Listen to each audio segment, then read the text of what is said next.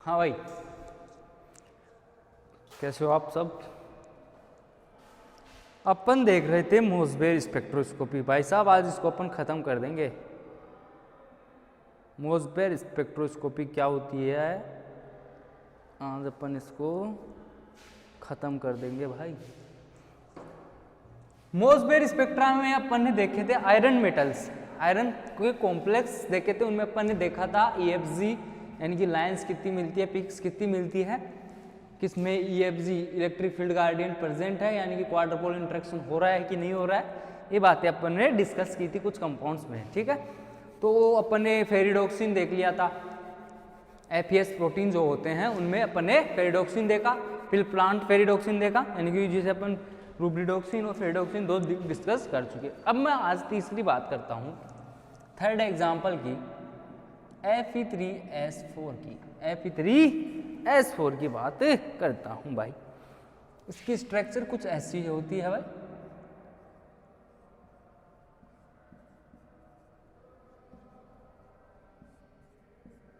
Structure कुछ ऐसी होती है, यहाँ पे 16 यूनिट लगी होती है भाई,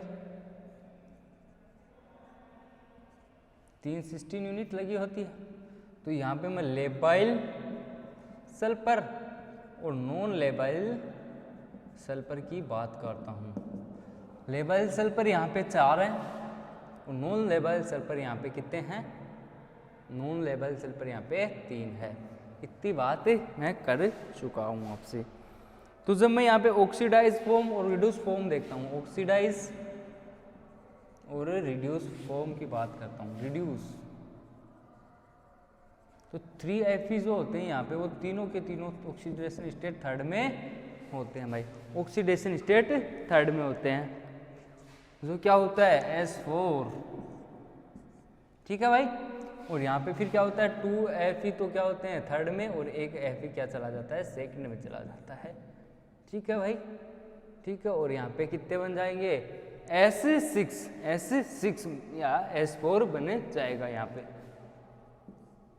ये बात आपको पता होनी चाहिए भाई। Fe थर्ड और एक Fe सेकंड में चला जाएगा। तो अगर मैं इनमें जब पीक्स की बात करता हूँ, पीक्स की बात करूँगा तो कुछ इस तरह की पीक्स आएगी यहाँ पे।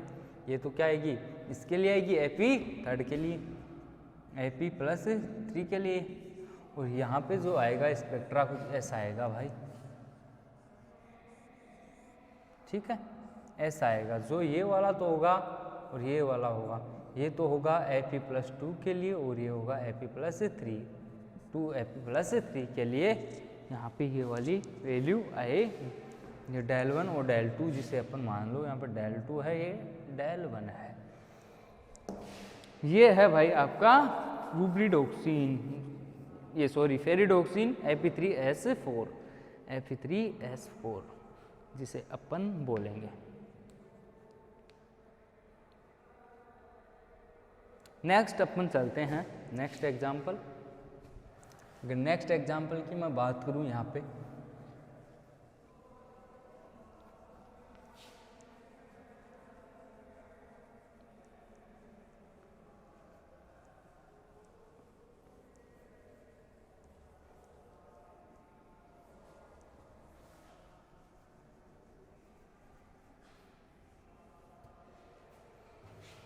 देखिए भाई नेक्स्ट एग्जाम्पल की अगर मैं बात करूं यहाँ पे तो क्या होगा, नेक्स्ट एग्जाम्पल आ जाए अपने पास Fe4S4, जिसे अपन क्या बोलेंगे भाई, बैक्टीरियल फेरिडोक्सिन, इसको बोलते हैं बैक्टीरियल फेरिडोक्सिन, बैक्टीरियल फेरिडोक्सिन बोलेंगे भाई इसको। और इसकी स्ट्रक्चर कुछ ऐसी होगी भाई, क्यूब के अंदर होगी। फॉर एग्जाम्पल ऐसे कोई क्यूब है,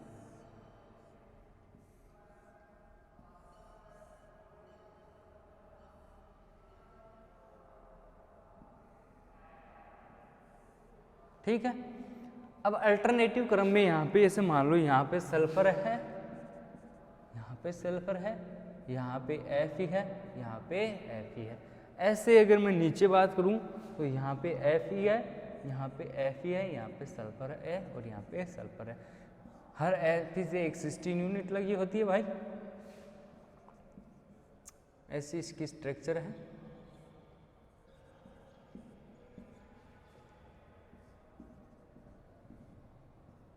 सिस्टीन यूनिट लगी है। तो अगर मैं इसमें बात करूं लेबाइल सल्फर और नॉन लेबाइल सल्फर की, तो लेबाइल सल्फर और नॉन लेबाइल सल्फर की तो कितने ते होंगे भाई? तो लेबाइल तो इसमें कितने हैं भाई? 4। नॉन लेबाइल भी कितने हो गए भाई? 4। तो यहाँ पे अपने बोलेंगे। और भाई ये ड्यूड्यूस फॉर्म हो या ऑक्सीडाइज फॉर्म हो, इसमें जो पीक आएगी वो कितनी आएगी? 2। कोई भी एनी फॉर्मेट, तो इसमें कुछ इस तरह की पीक्स ऑब्जर्व्ड होती है। अपन को इस तरह की पीक अपन को ऑब्जर्व होगी। लिख लीजिएगा भाई, लिख लीजिएगा।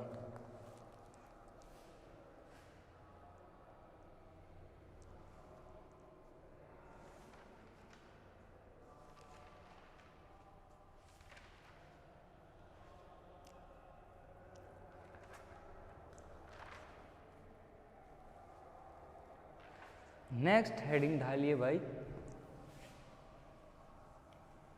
ये भाई इसमें एग्जाम्पल ही है और इसमें पीक्स देखनी है अपन को, बस यही है आपका मोसबेर स्पेक्ट्रा।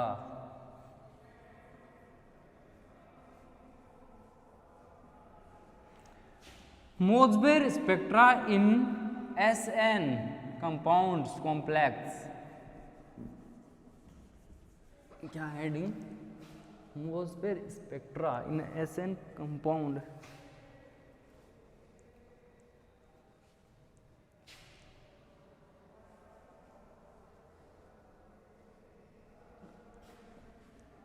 अगर मैं बात करूं यहाँ पर किसकी भाई?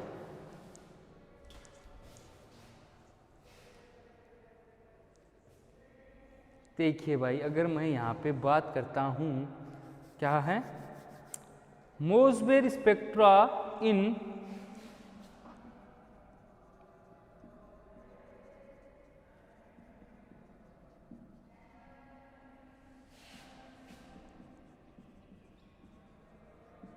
SN कॉम्प्लेक्स के अंदर बातें करें अपन। SN कॉम्प्लेक्स के अंदर अगर मोसबेर स्पेक्ट्रा की आप बात करोगे तो भाई इसमें आप क्या करोगे? 1 मिनट रुकिएगा भाई।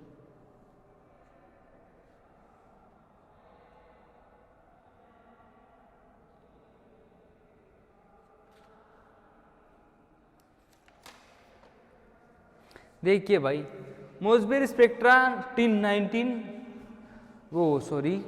मोसबेर स्पेक्ट्रा किसके अंदर? SN 119 119 इसके अंदर, इन कॉम्प्लेक्स के अंदर क्या करेंगे अपन? मोसबेर स्पेक्ट्रा डिटेल से पढ़ेंगे।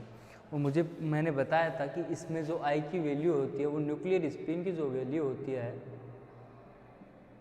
I की, वो कितनी होती है भाई? 1/2 और 3/2। ये बताई थी ग्राउंड स्टेट और एक्साइटेड स्टेज में ये होती है भाई।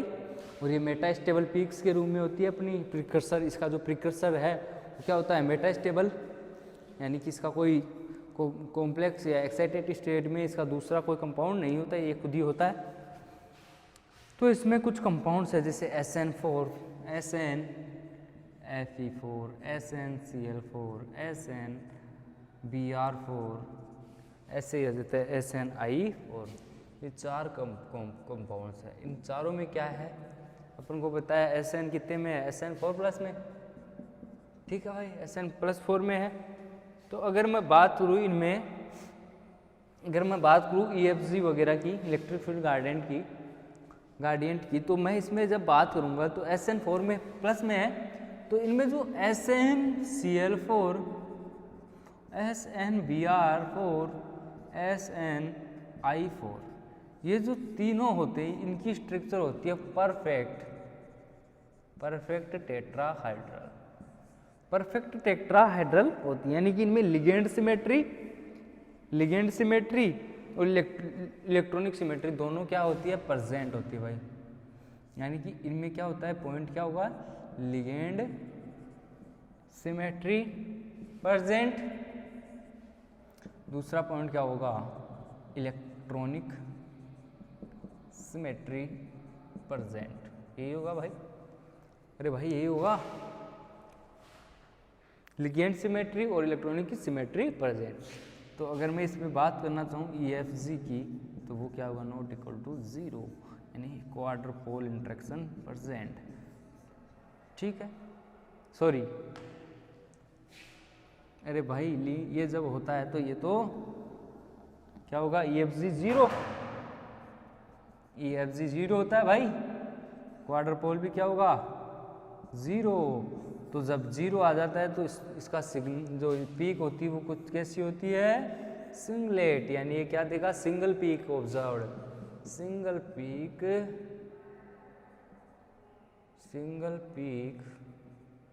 ऑब्जर्व। इसमें क्या होगी, सिंगल पीक अपन को ऑब्जर्व होती है। ठीक है भाई, मोसबेर स्पेक्ट्रम में सिंगल पीक ऑब्जर्व्ड होगी, किसमें, SnCl4, SnBr और SnI। लेकिन ये जो होता है SnF4, आप पूछो भाई ये क्यों नहीं होता सर, तो भाई साहब ये जो होता है SnF4, ये क्या करता है कि डिसरोटेड ऑक्टाइडल स्ट्रक्चर हो जाती है इसकी। क्यों, क्योंकि इसमें ये एग्जिस्ट नहीं करेगा, तो ये पॉलीमेरिक फॉर्म में एग्जिस्ट करेगा। कैसे, देखते हैं।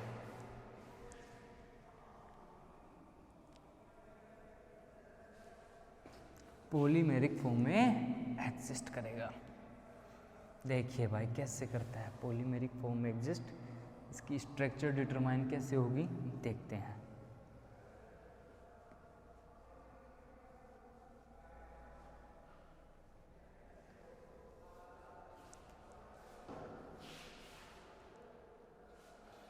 देखिए भाई यहाँ पे ये क्या करेगा, SN जो होगा वो पॉलीमेरिक फॉर्म में एग्जिस्ट करेगा। कैसे, ऐसे कर रहा है भाई, फिर ये SN आएगा एक और, फिर इसके साथ जुड़ जाएगा ये। ठीक है भाई, ऐसे इसकी पॉलीमेरिक फॉर्म होती है।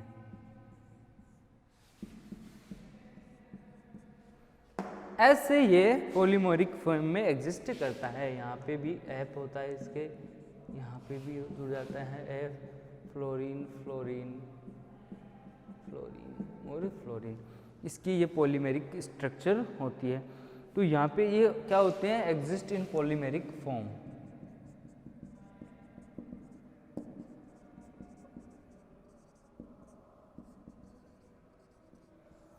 ठीक है भाई, पॉलीमेरिक फॉर्म में क्या करेगा, एग्जिस्ट करता है। तो अगर मैं यहाँ पे बोलना चाहूँ तो यहाँ पे जो इसमें तो लिगेंड ही भाई साहब, तो पहली बात तो यहाँ पे जो इसकी लिगेंड सिमेट्री भी एब्सेंट है और इलेक्ट्रॉनिक सिमेट्री भी एब्सेंट है। तो ये क्या होगी, all bond length are not equal, इसकी जो बॉन्ड लेंथ होगी वो क्या होगी, एक दूसरे के इक्वल। ये पॉइंट लिख सकते हो, all bond length are not equal. तो आप क्या लिख सकते हो यहाँ पे, ligand symmetry absent and electric symmetry absent. तो यहाँ पे EFG जो होता है वो नॉट इक्वल टू 0 होता है। तो यहाँ पे जो सिग्नल आता है या पीक आती है, अपन को पीक जो मिलती है भाई कैसी मिलती है, डबल पीक ऑब्जर्व होगी। ऐसा स्पेक्ट्रा अपन को ऑब्जर्व होता है। लिख लीजिएगा भाई, लिख लीजिएगा।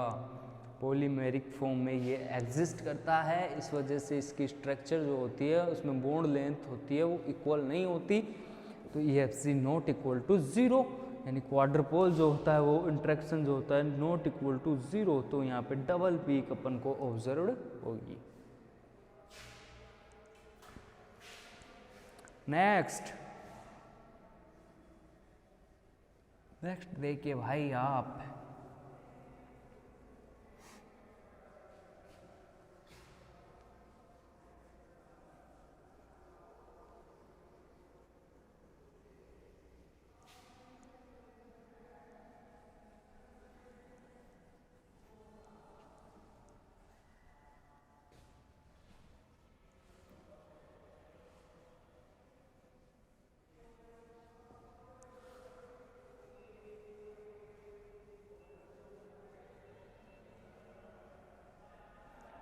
हाँ भाई, नेक्स्ट क्या होगा, SnR4, SnR4 आ जाए, यानी R बराबर क्या आ जाए, मिथाइल और इथाइल ग्रुप, मिथाइल और इथाइल ग्रुप आ जाते हैं। तो ये ऑलवेज कैसे होते हैं भाई, सिंगल पीक ऑब्जर्व होगी। क्यों? क्योंकि इसकी EFG जो होता है वो दोनों इसमें क्या होंगे, EFG जो होगा वो 0 होगा, EQ भी क्या होगा, 0 होगा। तो ये बात आपको पता होनी चाहिए। और अगर नेक्स्ट एग्जाम्पल आ जाए, अगर ऐसा एग्जाम्पल आ जाए SnR3 और R', ऐसा कोई कंपाउंड है, तो अगर इसमें R' बराबर हाइड्रोजन हो और R' बराबर यहाँ पे क्या हो भाई, C6H5 हो, C6H5 नेगेटिव, ये हो यहाँ पे हो। अगर ये वाला है हाइड्रोजन है तो सिंगल पीक ऑब्जर्व होगी, सिंगल पीक होगी। और अगर C6H5 है तो यहाँ पे पीक हमेशा कैसी होगी, डबलेट ऑब्जर्व होगी, पीक कैसी होगी, डबलेट ऑब्जर्व होगी। SnR3 R' में कैसी पीक होगी, सिंगलेट, और इसमें डबलेट। क्यों? क्योंकि यहाँ पे जो EFG होगा वो कैसा हो जाएगा भाई, नॉट इक्वल टू 0, और यहाँ पे कैसा होगा, EFG is equal 0, EFG is equal 0। इतनी बात आपको समझ में आ गई होगी भाई। EFG not equal to 0, EFG is equal 0, ठीक है भाई। और भाई नेक्स्ट एग्जांपल देखिए, R3SnCl, R3SnCl। अगर मैं बात करूं इस एग्जांपल की, Sn के R3SnCl की, तो इसकी स्ट्रक्चर कुछ ऐसी होगी, RRCl और R, तो ऐसी स्ट्रक्चर होगी। तो ऐसी स्ट्रक्चर होगी तो यहाँ पे EFG जो होता है वो नॉट इक्वल टू 0 होता है भाई, नॉट इक्वल टू 0 होता है, जिस वजह से यहाँ पे डबलेट अपन को, यानी परफेक्ट टेट्राहाइड्रल नहीं होता। तो यहाँ पे जो पीक आती है वो डबलेट आएगी, ये बात आप नोट करके लिख लीजिएगा भाई। R3SnCl जो होता है उसके अंदर लिगेंड सिमेट्री और इलेक्ट्रॉनिक सिमेट्री एब्सेंट होती है। क्यों? क्योंकि यहाँ पे जो R ग्रुप होता है वो कुछ भी हो सकता है भाई, ये बल्कि ग्रुप है, बल्कि ग्रुप होने की वजह से यहाँ पे जो टेट्राहेड्रल कैसी होगी, डिस्टोर्टेड टेट्राहेड्रल होने की वजह से EFG नॉट इक्वल टू 0 होता है। इसलिए अपन बोल सकते हैं क्या होगा, यहाँ पे 2 पीक्स ऑब्जर्व होगी। ऐसा ही एक एग्जाम्पल और है भाई आपके पास, ऐसा ही एक एग्जाम्पल और ले लेते हैं अपन, देखिए कैसा क्या है वो।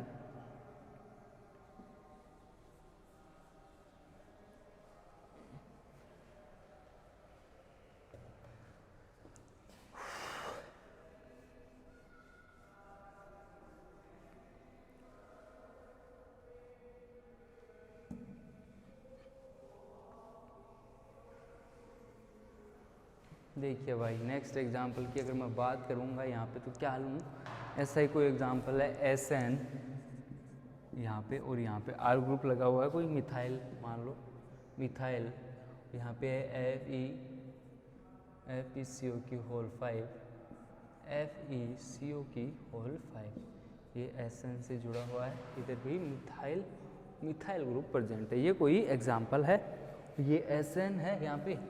तो अब जब अपन देखते हैं तो इसकी स्ट्रक्चर कैसी है, डिस्टोर्टेड टेट्राहेड्रल होने की वजह से यहाँ पे EFG नॉट इक्वल टू 0। अरे भाई जब EFG नॉट इक्वल टू 0 होगा तो यहाँ पे क्या बोल सकते हैं अपन, डबल पीक ऑब्जर्व हो रही है, डबलेट अपन को 2 peak will be observe, 2 peak will be observe हो गई है। सॉरी भाई यहाँ पे 4 ही आएगा, 6 इससे ज़्यादा नहीं हो सकता ये। नेक्स्ट अगर बात करूँ मैं और एग्जाम्पल हूँ,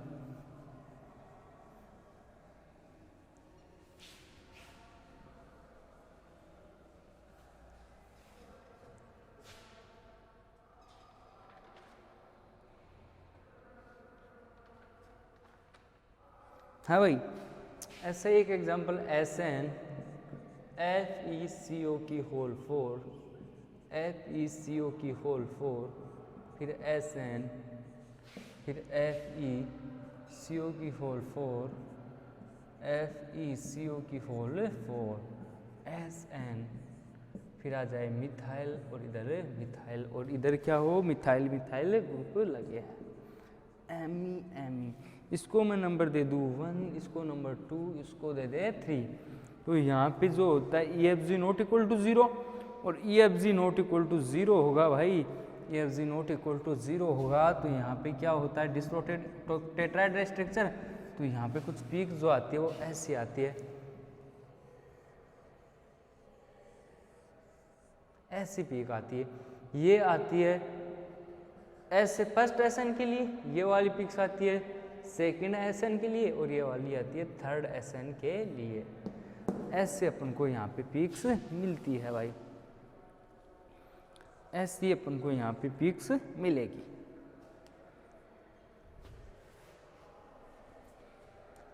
नेक्स्ट अगर अपन एग्जाम्पल की बात करें यहाँ पे तो देखिए भाई नेक्स्ट एग्जाम्पल और क्या ले यहाँ देखते हैं।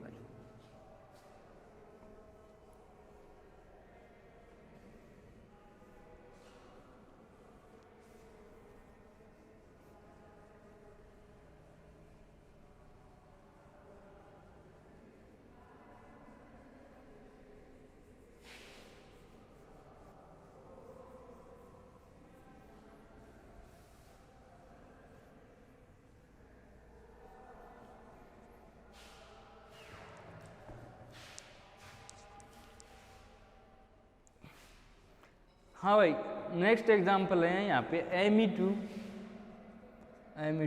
SnF2, ये कोई एग्जांपल है यहाँ पे अपने पास। ये हमेशा क्या करेगा पॉलीमेरिक फॉर्म में एग्जिस्ट करेगा।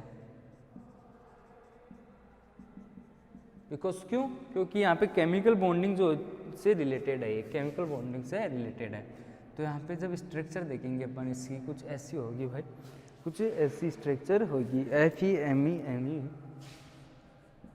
F और F SN और SN, यहाँ पे इस तरीके से कुछ स्ट्रक्चर होगी इसकी।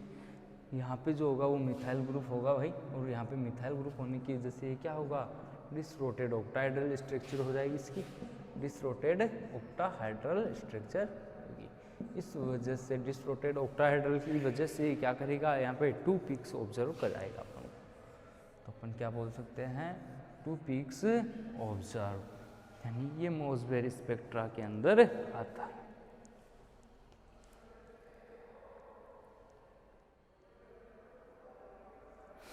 नेक्स्ट एग्जाम्पल की अगर मैं बात करूँ यहाँ पे, और एक और एग्जाम्पल है यहाँ पे, क्या है भाई एक एग्जाम्पल और है, और वो क्या है SnF4-2। ये कोई एग्जाम्पल है SN4 माइनस SnX6-2 है, 6 है यहाँ पे भाई, X मान लो यहाँ पे हैलाइड है कुछ भी, X6 है ना। तो यहाँ पे जो SN होगा वो क्या होगा +4 में है ऑक्सीडेशन स्टेट, तो इसमें हाइब्रिडाइजेशन क्या होगा sp3d2 आप जब ड्रॉप निकालोगे ऑक्टाहेड्रल स्ट्रक्चर होगी इसकी, ऑक्टाहेड्रल होगी। ये सारी बातें कोऑर्डिनेशन से है भाई, कोऑर्डिनेशन में सीखोगे सारी बातें आप, ठीक है। तो यहाँ पे लिगेंड सिमेट्री और इलेक्ट्रॉनिक सिमेट्री दोनों क्या है प्रेजेंट है। यहाँ पे क्या है ligand symmetry present and electronic symmetry present, ये बात है भाई। लिगेंड सिमेट्री और इलेक्ट्रिक सिमेट्री यहाँ पे क्या है भाई प्रेजेंट है। तो मैं यहाँ क्या बोल सकता हूँ भाई, यहाँ पे मैं क्या बोलूँगा लिगेंड सिमेट्री और इलेक्ट्रिक सिमेट्री प्रेजेंट होने के लिए वजह से यहाँ पे क्या होगा भाई EFG = 0 हो सकता है, यानी EQ बराबर क्या होता है 0। तो यहाँ पे सिंगल पीक अपन को क्या होती है भाई ऑब्जर्व, यानी अपन बोल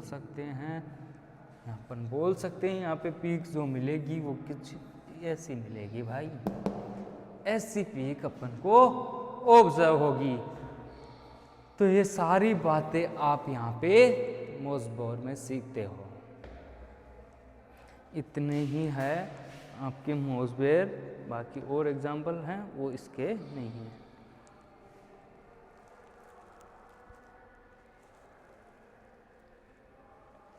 इसके अलावा आपके एक टॉपिक और बचता है, एक टॉपिक और है यहाँ पे आपके पास, क्या है भाई, देखिए भाई, एप्लीकेशन ऑफ मोसबेर स्पेक्ट्रोस्कोपी। मोसबेर स्पेक्ट्रोस्कोपी की कुछ एप्लीकेशंस है, वो देख लेते हैं भाई, क्या है वो देख लेते हैं।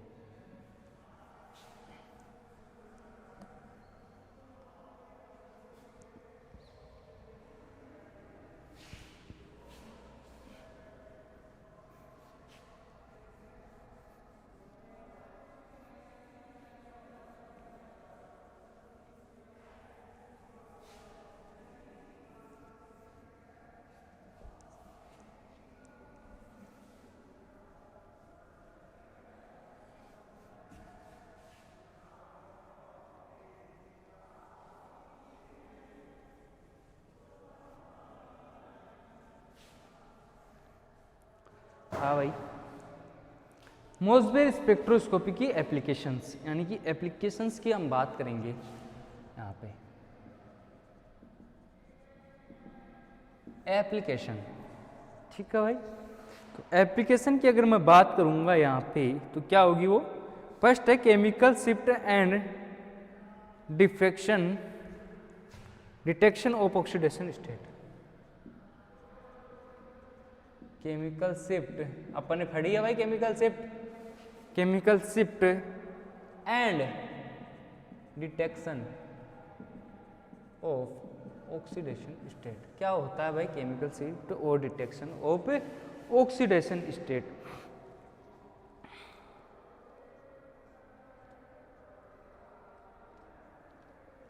तो अगर मैं बताना चाहूँ आपको तो यहाँ पे सिंपल सी बात है कि कोई एलिमेंट है, यहाँ मान लो एलिमेंट क्या है, मैंने ले ली यहाँ पे Fe, जिसका होता है 26 होता है जो जीरो ऑक्सीडेशन स्टेट में। एक तो ये लिया, एक लिया +2 में, एक ले ली मैंने +3 में, ऐसे मैंने कोई मॉलिक्यूल्स ले लिए, +3 और +4 में ले लिया, Fe+4 में ले लिया, ठीक है भाई।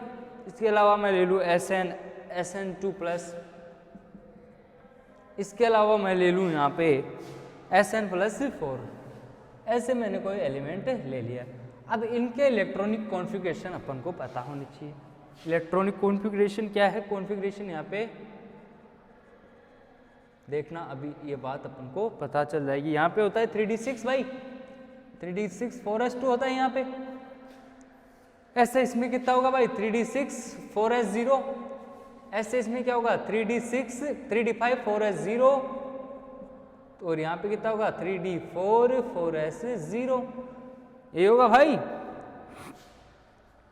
Sn में क्या होगा, Sn+2 में 5s2 और 5p0, ये होगा भाई 5s2 और 5p0, उसके साथ 5s0 और 5pb0, यही होगा भाई। अब देखिए यहाँ पे, अब मैं ऑक्सीडेशन स्टेट लिखता हूँ, यहाँ पे तो 0 में है, यहाँ पे +2 में है, यहाँ पे +3 और +4 में है, और यहाँ पे +2 में है, और यहाँ पे +4 में है। तो अगर मैं इसमें लिखना चाहूँगा डेल्टा की वैल्यू, यानी यहाँ पे यानी कि केमिकल शिफ्ट या आइसोमेरिक शिफ्ट क्या होगी, अरे भाई डेल्टा लिखा था ना मैंने, isomeric shift del R/R sign 0 का स्क्वायर, ये बात लिखी थी मैंने। ये साइज और ये क्या था, इलेक्ट्रॉन डेंसिटी, यही था ना भाई। तो यहाँ पे मैं एक बात बता रहा हूँ आपको कि ये केमिकल शिफ्ट यहाँ तो 0 होगी, लेकिन यहाँ कितनी होगी 1.5, और यहाँ 0.7, और यहाँ पे 0.2, ये केमिकल शिफ्ट की वैल्यू है भाई। आइसोमेरिक शिफ्ट की वैल्यू है यहाँ पे 3.7, और यहाँ पे जो होगी वो 0 होगी भाई, 0 होगी, 0। तो एक चीज आपने नोट की होगी इसमें, एक चीज आपने नोट करना, क्या करना भाई कि देखो यहाँ पे डी में इलेक्ट्रॉन 6 है, यहाँ पे 6 है, यहाँ पे 5 है, यहाँ पे 4 है, एस में यहाँ 2 है, यहाँ पे 0 है, और यहाँ पे 0 है। तो यहाँ पे तो ऑक्सीडेशन स्टेट तो क्या है 0, तो इसके लिए डेल्टा की वैल्यू क्या है 0। यहाँ पे +2 में, यहाँ पे +3 और यहाँ पे +4। तो एक चीज है कि भाई जैसे जैसे डेंसिटी, इलेक्ट्रॉन की डेंसिटी बढ़ेगी वैसे वैसे आइसोमेरिक शिफ्ट भी बढ़ेगी। इलेक्ट्रॉन की डेंसिटी देखो यहाँ पे 1.5, क्यों? क्योंकि यहाँ पे 6 इलेक्ट्रॉन है, डी में 6 इलेक्ट्रॉन, यानी कि इलेक्ट्रॉन की डेंसिटी बढ़ रही है तो वहाँ पे डेल्टा की वैल्यू भी बढ़ रही है। यहाँ पे 5 और यहाँ पे 4, तो इसमें इसकी ज़्यादा होगी। ऐसे अगर इसमें एस में, और एस में जब इलेक्ट्रॉन होते हैं, एस जो होता है वो, उसमें इलेक्ट्रॉन की डेंसिटी सबसे ज़्यादा होती है क्योंकि वो न्यूक्लियस के पास होता है भाई। तो यहाँ पे इसकी वैल्यू 3.57 हो गई, जबकि यहाँ पे कितनी है भाई? यहाँ तो 0 0 है ना, तो 0 0 होने की वजह से यहाँ डेंसिटी कम है। तो अपन ने को पता है डायरेक्टली प्रोपोर्शनल होता है इलेक्ट्रॉन डेंसिटी के। भाई इलेक्ट्रॉन डेंसिटी जैसे जैसे बढ़ रही है, यहाँ पे अपन को एक चीज़ नोट किया कि आइसोमेरिक शिफ्ट भी का वैल्यू भी इंक्रीज हो रहा है। तो आइसोमेरिक शिफ्ट की वैल्यू भी इंक्रीज हो रही है, ये इसकी फर्स्ट एप्लीकेशन होती है भाई। तो ये बात आप नोट कर लीजिएगा भाई, साथ ही इसमें कुछ बातें लिख भी लीजिएगा आप। क्या लिखोगे? Chemical shift give an insight into the bond character. Chemical shift give an insight into the bond character of atom और ions chemically attached to Mossbauer isotope. फिर लिखोगे since the hyper splitting of line width are of, since the hyper fine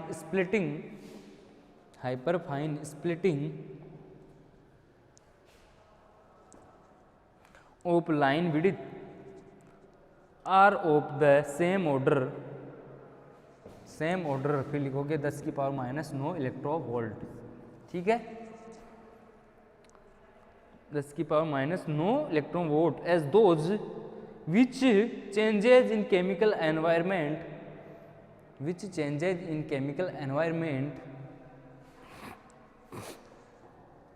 the technique is of great importance in the elucidation of molecular structure। Next line में लिखोगे chemical shift is affected by the electron's density at the concerned nucleus. The electron density of p and d orbitals at their nucleus is 0. Generally the chemical shift decreases with the decreases in s electron density। सही बात, chemical shift decrease होती है जब S electron में electron कम होते हैं, तो chemical shift भी क्या होती है? कम होती है। ये बात तो अपन ने देखी। Hence the oxidation state increase, oxidation state जहाँ इंक्रीज होती है वहाँ केमिकल शिफ्ट डिक्रीज होती है, यानी कि अपन लिख सकते हैं ऑक्सीडेशन स्टेट के इन्वर्सली प्रोपोर्शनल है डेल्टा। जहाँ ऑक्सीडेशन स्टेट बढ़ेगी डेल्टा की वैल्यू कम होगी। देख लो, यहाँ देख लो, यहाँ देख लो, फिर ये बात आप उतार लेना भाई।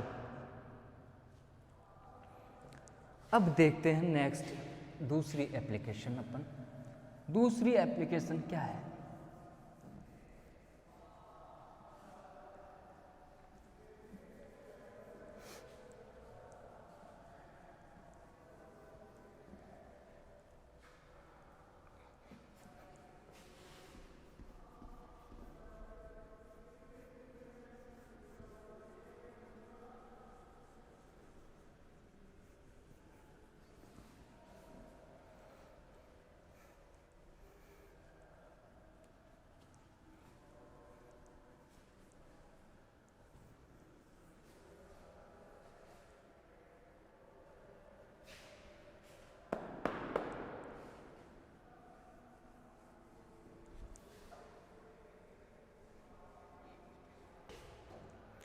नंबर 2 एप्लीकेशन है isomeric shift and ionicity. Isomeric shift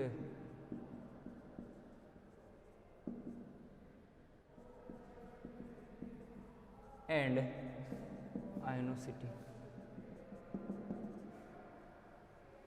लिख लीजिए भाई। तो इसमें आयनिसिटी बराबर क्या डायरेक्टली प्रोपोर्शनल होगा आइसोमेरिक शिफ्ट के, लिख सकते हैं आयनिसिटी डायरेक्टली प्रोपोर्शनल डेल्टा। जितनी ज़्यादा आयनिसिटी होगी उतनी ज़्यादा डेल्टा की वैल्यू इंक्रीज होगी। फॉर एग्जांपल कोई AuI, AuBr, AuCl है, ये 3 कंपाउंड्स हैं। इनके आयनिक कैरेक्टर की जब मैं बात करता हूँ, आयनिक कैरेक्टर की जब मैं बात करूँगा यहाँ पे,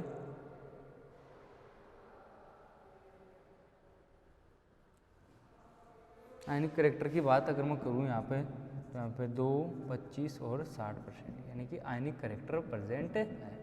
ठीक है भाई, आयनिक कैरेक्टर प्रेजेंट है, लिख लीजिए भाई। आयनिसिटी क्या है कि इनमें मैंने देखा AuI, AuBr, AuCl में ये आयनिक कैरेक्टर है, तो इनकी जो डेल्टा की वैल्यू जो आएगी वो क्या आएगी, यहाँ पे देखो डेल्टा की वैल्यू क्या आएगी, यहाँ पे देखना डेल्टा की वैल्यू क्या आएगी भाई। अगर मैं बात करता हूँ यहाँ पे तो डेल्टा की वैल्यू आती है 0.0125, यहाँ पे आती है 0.143 और यहाँ पे आती है 0.161, ये आती है डेल्टा की वैल्यू। तो देखिए जैसे जैसे आयनिक कैरेक्टर बढ़ रहा है तो यहाँ पे जो डेल्टा की वैल्यू है या आइसोमेरिक शिफ्ट है वो भी क्या बढ़ रही है।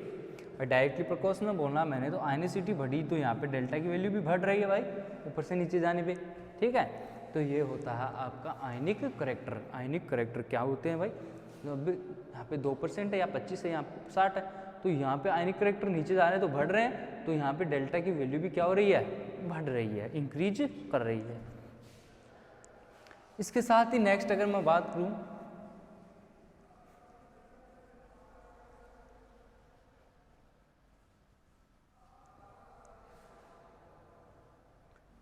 नेक्स्ट थर्ड की अगर मैं बात करता हूं, इलेक्ट्रॉन नेगेटिविटी, इलेक्ट्रॉन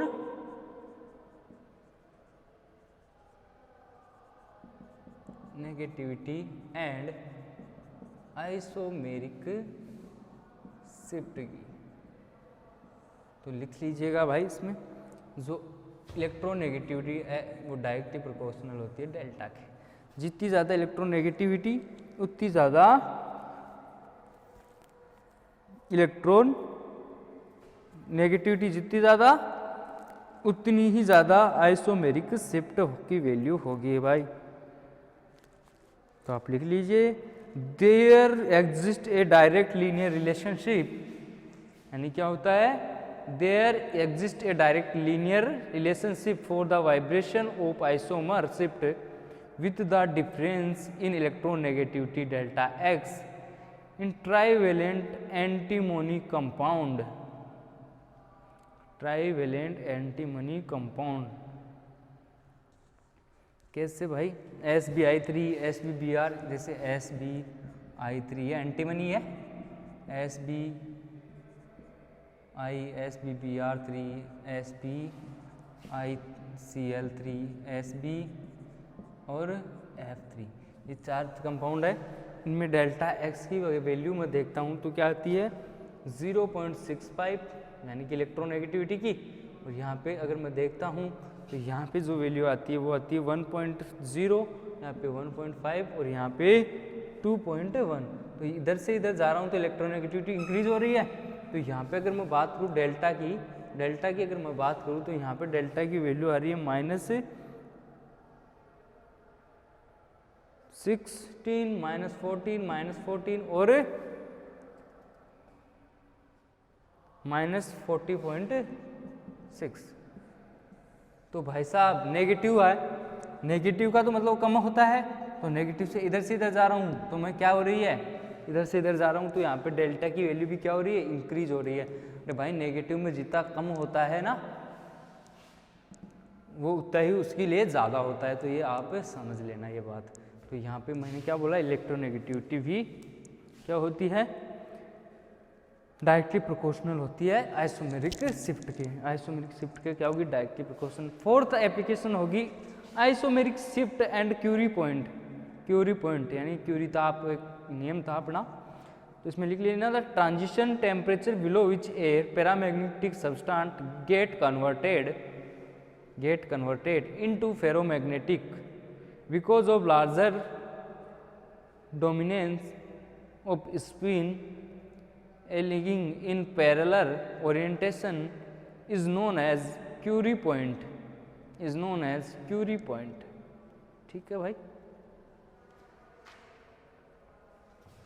ये बात आप लिख लीजिएगा इसके अंदर कि क्यूरी पॉइंट क्या होते हैं।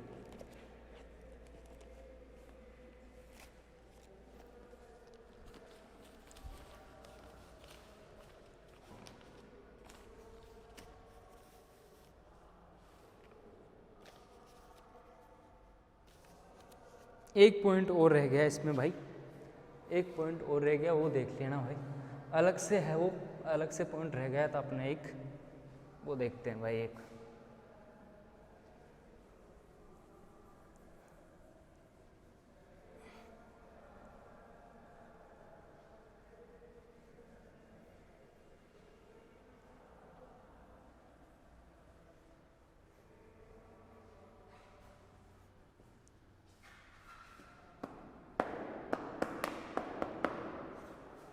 देखिए भाई, यहाँ पे एक पॉइंट रह गया था, pi back donation in iron atom, pi back donation इन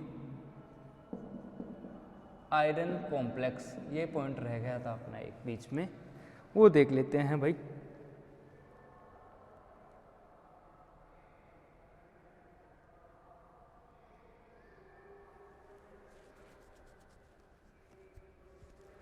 हाँ भाई, यहाँ पे क्या होगा, एक कॉम्प्लेक्स है FeCN की होल 5x, ये कोई कंपाउंड है। तो यहाँ पे मैं एक बात बताना चाहता हूँ आपको कि यहाँ क्या होगा, पाई बेक डोनेशन का मतलब क्या है कि जब कोई x कोई एटम है जिसके पास लोन पेयर प्रेजेंट है, लोन पेयर प्रेजेंट का मतलब जिसमें डी इलेक्ट्रॉन प्रेजेंट है, तो क्या करेगा, पाई इलेक्ट्रॉन या ओ, या ये तो पाई इलेक्ट्रॉन में ना आकर के क्या करेगा, ये सिग्मा डोनर है, सिग्मा डोनर है भाई, तो इलेक्ट्रॉन देगा, ये इलेक्ट्रॉन देगा। तो वहां पे अपन ने देखा कि इलेक्ट्रॉन डेंसिटी डी की इलेक्ट्रॉन डेंसिटी है वो डायरेक्टली प्रोपोर्शनल थी किसके, अभी थोड़ी देर पहले देखा,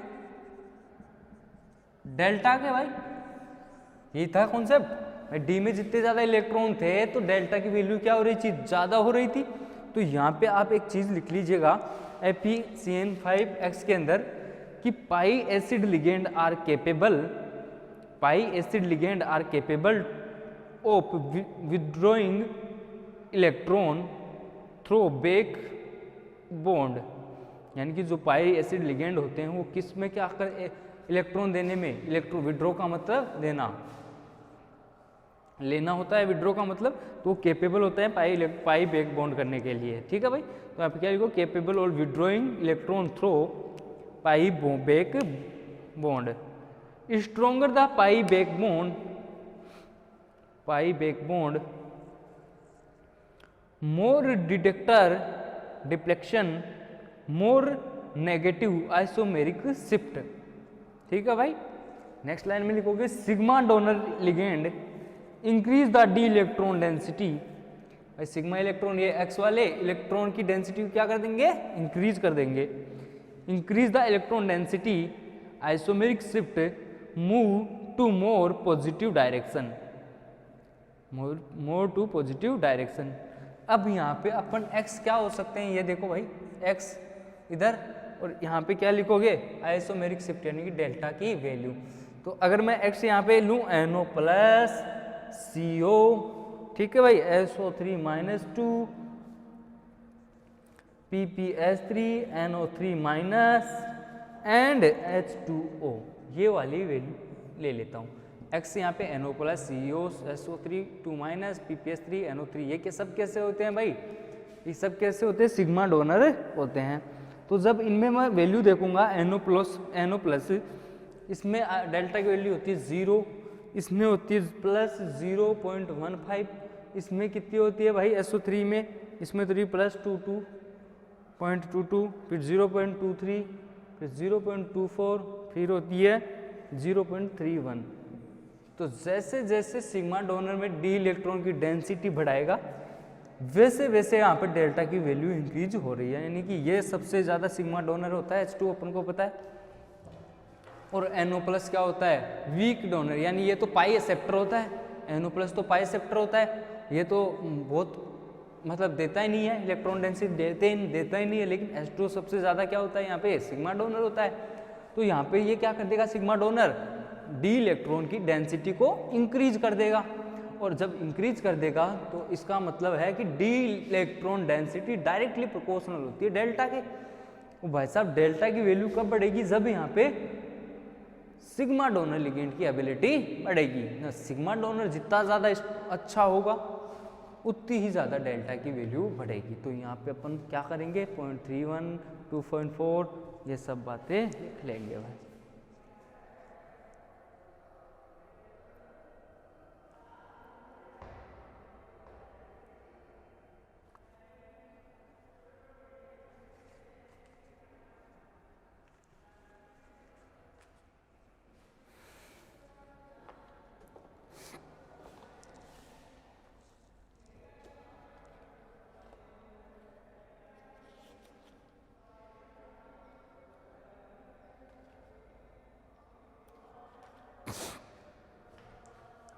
ये था आपका मोसबेर स्पेक्ट्रोस्कोपी भाई। मोसबेर स्पेक्ट्रोस्कोपी अपन ने ख़त्म कर दी है भाई। मोसबेर स्पेक्ट्रोस्कोपी ऑलमोस्ट ख़त्म, वाइंड अप हो गई अपनी। अब ये यूनिट सेकंड थी मोसबेर स्पेक्ट्रो। अब इसका सेकंड पार्ट अपन डिस्कस करेंगे। कौन सा वाला, इसका सेकंड पार्ट मोसबेर में एक और था, इलेक्ट्रॉनिक माइक्रोस्कोपी। इलेक्ट्रॉनिक माइक्रोस्कोपी का मतलब क्या होता है भाई, इलेक्ट्रॉन माइक्रोस्कोपी क्या होती है। इलेक्ट्रॉन माइक्रोस्कोपी अगर जनरली अपन समझे, यहाँ पे मोसबेर खत्म हो गई भाई यहाँ पे, ठीक है। देखिए भाई इलेक्ट्रॉन माइक्रोस्कोपी क्या होती है, आज बेसिक अपन डिस्कस करेंगे भाई इसका, ठीक है भाई। बेसिक अपन इलेक्ट्रॉन माइक्रोस्कोपी का डिस्कस करते हैं यहाँ पे।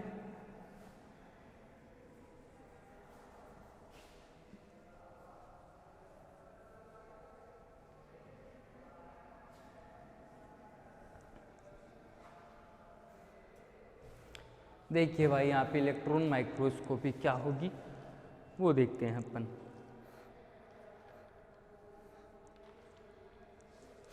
हेडिंग है अपनी इलेक्ट्रॉन माइक्रोस्कोपी।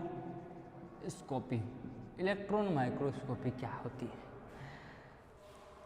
तो इलेक्ट्रॉन माइक्रोस्कोपी एक टेक्निक है, इंस्ट्रूमेंट है इसके।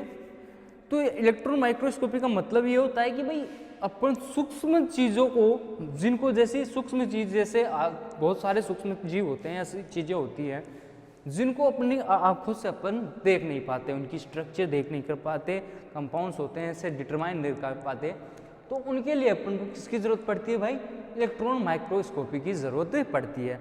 अपन बायोलॉजी के अंदर पढ़ते हैं जूलॉजी बॉटनी में कि जब अपन किसी भी लिविंग सेल का अपन को सेल्स की देखनी होती है तो उसके लिए भी अपन को माइक्रोस्कोप का प्रयोग लेना पड़ता है, तभी उसके अपन स्ट्रक्चर डिटरमाइन कर पाते हैं भाई, तभी देख पाते हैं उसके अंदर के सब कुछ कि उसकी स्ट्रक्चर कैसी है और उसमें क्या होता है क्या नहीं होता। तो ये सारी बातें अपन इलेक्ट्रॉन माइक्रोस्कोपी में डिटेल से देखेंगे। तो इलेक्ट्रॉन माइक्रोस्कोपी क्या होती है, मोस्टली 3 प्रकार की होती है। एक होती है ऑप्टिकल, वैसे माइक्रोस्कोपी इलेक्ट्रॉन नहीं, यहाँ पे माइक्रोस्कोपी से मतलब है, ठीक है भाई। तो माइक्रोस्कोपी की अगर मैं बात करता हूँ तो माइक्रोस्कोपी क्या होती है कि भाई जिन चीज़ों को अपन न अपनी आंखों से नहीं देख पाते उनके लिए माइक्रोस्कोपी की जरूरत पड़ती है। तो जनरली ऑप्टिकल, ये माइक्रोस्कोपी 3 प्रकार से होती है। ऑप्टिकल माइक्रोस्कोपी, एक होती है इलेक्ट्रॉन माइक्रोस्कोपी, और एक जो होती है वो होती है भाई यहाँ पे स्कैनिंग माइक्रोस्कोपी।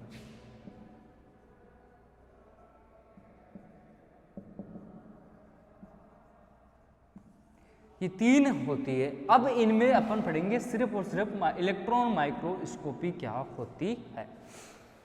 तो इलेक्ट्रॉन माइक्रोस्कोपी क्या होती है भाई कि जब किसी सैंपल में अपन रेडिएशन डालते हैं, ये एक ऑप्टिकली इंस्ट्रूमेंट होता है, इनका इंस्ट्रूमेंट एक कुछ देखो ऐसा होता है, कुछ इसका इंस्ट्रूमेंट की अगर मैं बात करूँ तो कुछ ऐसा इसकी स्ट्रक्चर होती है, देखना भाई देखना यहाँ पे अच्छे से एक बार।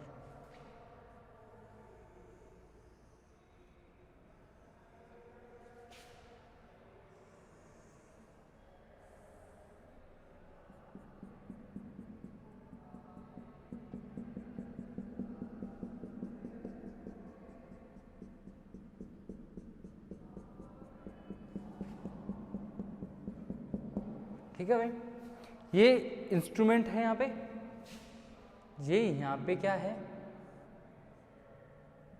ठीक है भाई, सैंपल होगा अपना कुछ, ठीक है। यहाँ से रेडिएशन आएगी, ठीक है। ये क्या होता है, नोड होते हैं यहाँ पे दो, जिनसे होकर गुजरेगी क्या, अपना जो भी होगा सैंपल, ठीक है, रेडिएशन। फिर होते हैं यहाँ पे दो और होते हैं, ऐसा कुछ स्ट्रक्चर होता है इसका,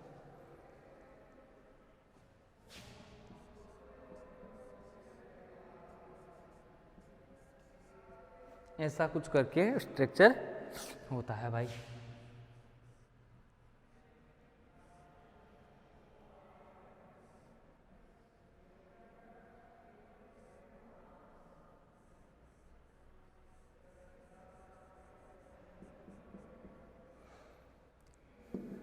अब यहाँ पे क्या होते हैं, ये होते हैं टंगस्टन इलेक्ट्रॉन, यहाँ पे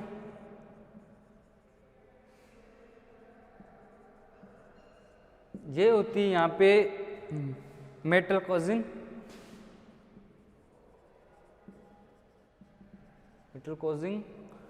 और ये होती है मेटेलिक ग्रिड,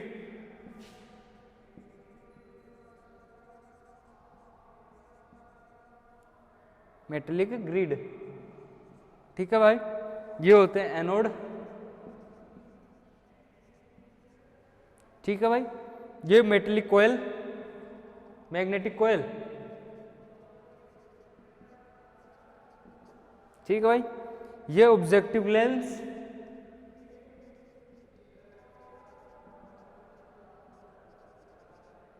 ठीक है भाई। और फिर होता है प्रोजेक्टिव कॉइल,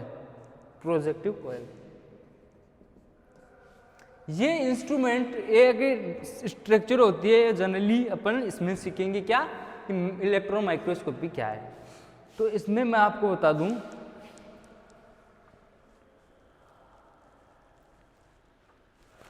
अब मैं इसमें बात कर रहा हूं इलेक्ट्रॉन माइक्रोस्कोपी के स्ट्रक्चर में, कि जब यहाँ पे मेटल कजिन से मतलब क्या है कि कोई मेटल की परत होती है यहाँ पे, इसका चारों तरफ जहाँ से जो एयर होती है वो क्या हो, निर्वात हो, यहाँ पे वो जो O2 है, ऑक्सीजन हो, वो अंदर या बाहर ना आ जा सके, इस वजह से यहाँ पे मेटल कजिन लगाई जाती है। अब मेटेलिक ग्रिड होते हैं, मेटेलिक ग्रिड का काम क्या है, यहाँ पे ये जो होते हैं, ये सैंपल लिया अपन ने, कोई भी प्रोटीन कोई भी कुछ भी लिया, उसके लिए अपन स्ट्रक्चर डिटरमाइन करते हैं। यहाँ टंगस्टन इलेक्ट्रॉन है और टंगस्टन इलेक्ट्रॉन होते हैं, ऐसे मान लो इसमें। तो ये क्या करेंगे, जब ये इसका मतलब माइक्रोस्कोपी का मतलब क्या है कि जब यहाँ से जब कोई ये इलेक्ट्रॉन जाएंगे, इलेक्ट्रॉन नीचे जा रहे हैं, ठीक है, तो मेटेलिक ग्रिड क्या करेंगे, इसको यहाँ से क्या करेंगे, इलेक्ट्रॉन को तेज करेंगे, गति को क्या करेंगे, तेज करेंगे। तो ये जो एनोड होते हैं, ये एनोड इलेक्ट्रॉन नेगेटिव चार्ज वालों, जबकि यहाँ पे होता है पॉजिटिव, ये अपनी ओर अट्रैक्ट करेंगे, इनको अपने ओर अट्रैक्ट करेंगे भाई, अट्रैक्ट करेंगे। और इसको यहाँ से जो क्या करेंगे, फिर ये नीचे की तरफ भेज देंगे, अट्रैक्ट करके इलेक्ट्रॉनों को अपनी तरफ अट्रैक्ट करके यहाँ पे नीचे की तरफ भेज देंगे। मैग्नेटिक कोयल जो होगी, चुंबकीय क्षेत्र, मैग्नेटिक कोयल जिसे अपन बोल रहे हैं, वो क्या करेगी, यहाँ पे मैग्नेटिक कोयल से मतलब होगा यहाँ पे, ये मैग्नेटिक कोयल क्या करेगी, इन इलेक्ट्रॉन्स की गति को क्या करेगी, तीव्र कर देगी या तेज कर देगी। यहाँ से इनकी गति को क्या कर देगी, फास्ट कर देगी, यहाँ से तेज कर देगी ये magnetic coil.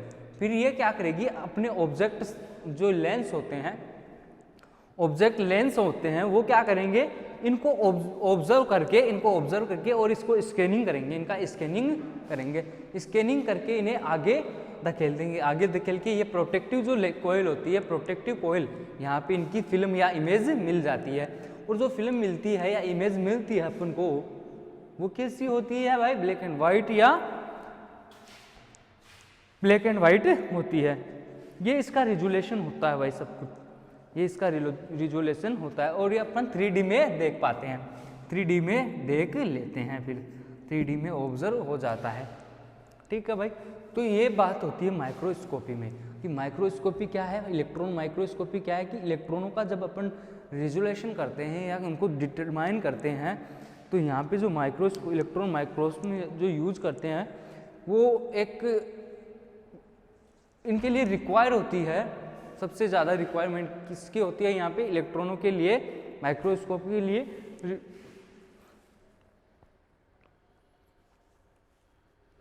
Electron beam is use as a radiation, मतलब इलेक्ट्रॉन बीम की रेडिएशन के लिए यूज करेंगे यहाँ पे। तो मैंने आपको यहाँ पे एक बात बताई है, मेटलिक कॉइल ये होती है मेटल जहाँ पे O2 आ जा नहीं सकती ही, साथ ही साथ यहाँ पे टंगस्टन इलेक्ट्रॉन होते हैं। जब ये नीचे की तरफ जाएंगे तो यहाँ पे मेटलिक जो ग्रिड होती है, मेटलिक ग्रिड होती है, उसको वहाँ इलेक्ट्रॉनों को नीचे की ओर भेज देंगे वहाँ से। फिर जो एनोड होते हैं वो इलेक्ट्रॉन को ऑब्जर्व करेंगे, और इलेक्ट्रॉन को ऑब्जर्व करेंगे तो मैग्नेटिक कॉइल जो होती है यहाँ पे वो क्या करेगी, इलेक्ट्रॉन को तेज़ कर देगी, इनकी गति को फास्ट कर देगी, और नीचे जो यहाँ पे ऑब्जेक्टिव लेंस है उसको यहाँ पे स्कैनिंग कर लिया जाएगा इलेक्ट्रॉन को, फिल्म को। फिर स्कैनिंग करके इनका आकार क्या करेगा, छोटे आकार से बड़े आकार में चेंज कर देगा। अरे भाई जो कोई अपन सूक्ष्म था यहाँ पे, चीज़ कोई भी सूक्ष्म थी जिसे अपन आंखों से देख नहीं पा रहे थे, तो इस प्रोसेस के द्वारा यहाँ पे क्या कर दिया जाएगा, यहाँ पे मैग्नेटिक कॉइल के द्वारा नीचे धकेल के वहाँ पे उसका आकार क्या कर दिया जाएगा, बड़ा कर दिया जाएगा, ताकि अपन को उसकी 3D दिख सके। तो वहाँ पे जो प्रोटेक्टिव कॉइल्स होती है, वो ऑब्जेक्ट लेंस जो होते हैं, वहाँ पे जब इनकी 3D को अपन बड़ा कर दिया जाता है, स्ट्रक्चर को बड़ा कर दिया जाएगा, इलेक्ट्रॉन की स्ट्रक्चर को बड़ा कर दिया जाएगा, तो अपन को आसानी से वहाँ पे वो दिख जाएंगे, तो आसानी से दिख जाएंगे। तो ये बात यहाँ पे अपन को पता चलती है भाई कि क्या होता है यहाँ पे इलेक्ट्रॉन माइक्रोस्कोपी में। इलेक्ट्रॉन माइक्रोस्कोपी क्या होती है भाई, माइक्रोस्कोपी क्या होती है कि किसी भी मतलब सूक्ष्म चीज़ को जो अपन डिटरमाइन ना कर सके, उनकी स्ट्रक्चर ना देख सके, उसके लिए अपन यूज करते हैं यहाँ पे माइक्रोस्कोपी। ये 3 प्रकार की होती है, ऑप्टिकल माइक्रोस्कोपी, स्कैनिंग और इलेक्ट्रॉन माइक्रोस्कोपी, 3 प्रकार के होते हैं। फिर हमारे इलेक्ट्रॉन माइक्रोस्कोप की अगर बात करें तो इलेक्ट्रॉन माइक्रोस्कोपी जो है एक इंस्ट्रूमेंट जो इनका अपन देखें तो इनको जब किसी भी प्रोटीन या किसी भी इलेक्ट्रॉन या अपन किसी भी मतलब मान लो उसका स्ट्रक्चर डिटरमाइन करना है अपन को, तो यहाँ पे जब इलेक्ट्रॉन का डिटरमाइन करना है तो यहाँ पे एक ये इंस्ट्रूमेंट होता है जहाँ पे मेटलिक कजिन लगी है, यह चारों तरफ मेटल की परत होती है जहाँ से हवा क्या हो सकती है, आ जा नहीं सकती। ठीक है भाई, तो यहाँ पे टंगस्टन इलेक्ट्रॉन होते हैं जो कि यहाँ पे इनकी स्ट्रक्चर को अपन को डिटरमाइन करना था। तो ये सारी प्रोसेस जो होती है उसको अपन बोलते हैं इलेक्ट्रॉन माइक्रोस्कोपी। ये बात आपको समझ में आ गई होगी भाई। अब इसमें अपन आगे पढ़ेंगे सेम और टेम। सेम और टेम क्या होते हैं, सेम और टेम यानी कि सेम और टेम से मतलब क्या है, scanning electron microscopy, scanning electron microscopy, और एक होता है translational electron microscopy. Scanning electron microscopy क्या होगा भाई कि इनकी डेप्थ रेजोल्यूशन जो होगी वो होगी 10 से लेके 100 नैनोमीटर तक, और टेम की होगी 1 से लेके 10 नैनोमीटर तक इसकी डेप्थ रेजोल्यूशन होता है। और इसका लेटरल रेजोल्यूशन होता है 1 से 10 मीटर, और उसका होता है भाई 1 से 0.1 से 1 नैनोमीटर तक। मैग्निफिकेंस जो इसका होता है, मैग्निफिकेंस ये होता है 10 से लेके 5 लाख तक, 50 लाख तक, और इसका होता है 2000 से लेके 1 करोड़ तक इसका मैग्निफिकेंस होता है भाई। ये सारी बातें अपन कल अच्छे से और डिस्कस कर लेंगे भाई। फिर अपन कल सेम इंस्ट्रूमेंट देख लेंगे, सेम इंस्ट्रूमेंट क्या होता है और टेम इंस्ट्रूमेंट क्या होते हैं। सेम और टेम को दोनों को अपन डिटरमाइन कर लेंगे। स्कैनिंग इलेक्ट्रॉन माइक्रोस्कोपी और टेम का होता है ट्रांसलेशनल इलेक्ट्रॉन माइक्रोस्कोपी। और ये जो इंस्ट्रूमेंट है ये माइक्रोस्कोपी का इंस्ट्रूमेंट है भाई, इलेक्ट्रॉन माइक्रोस्कोपी का। इसमें अपन कैसे देखते हैं, फिर अपन अब इसमें सेम इलेक्ट्रॉन माइक्रोस्कोपी का भी इंस्ट्रूमेंट पढ़ेंगे भाई, सेम का कैसा इंस्ट्रूमेंट होता है। तो ये सारी बातें अपन एक बार कल फिर से अच्छे से देखेंगे, सेम और टेम भाई। ये छोटी सी यूनिट है, कल 2-3 में ख़त्म कर लेंगे अपन इसको। ठीक है भाई, तो ये सारी बातें अपन यूनिट सेकंड के अंदर डिस्कस करेंगे, सेम और टेम। तो आज के लिए इतना ही काफ़ी है भाई, आज के लिए इतना ही काफ़ी है।